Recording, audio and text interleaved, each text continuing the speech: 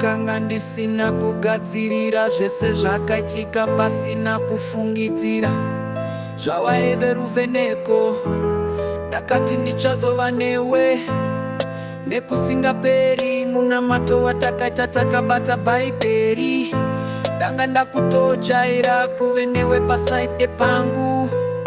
Zvese zvakachinja, ndakasara ndichitemba waive zvese zvangu zvino hope dzangu. I remember your smile, now it cuts me like a knife. Ndakakanganisa, I know I should have fought for our life.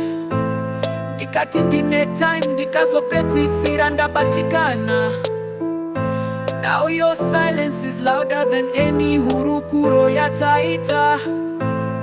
Ndakatadza kutaura ndichiri newe, now ndava kutaura nefananidzo chete. Voice note yako ndichiri play every night, ndave kudzoka kumba kusina light. Wakaenda ndisina kugadzirira, ndichiri kuda but you gone. Zvese zvapera ndira kutenderera ndokanedzira. I admit ndakatadza kukuchengeta rudo.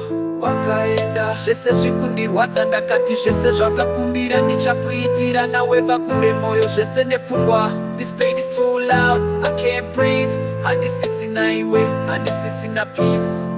Handisive kuti rudo rwakapera sei, kana zvandaifunga pese pandaibuda nekupinda pado. You were my melody, now I'm just a song yakarasika pabiti nemusodzi. I buried too long, so weak to resist. Ndinoona vanodana vachifamba vese mustreet, and I whisper to myself, that should have been me. Ndakaita pride, ndakaita dzungu, ndakatadza kuita rudo, ndava kungochema zvangu.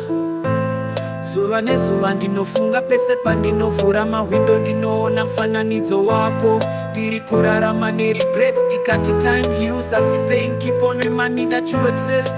Wakaenda handina kukumbira, but ndiri kukumbira now, come back please. Tine mosha, ndinovhuma zvese, just give me one more night, one more kiss. Wakaenda uye zvikundirwadzisa, ndakava blind to the queen yaive next to me.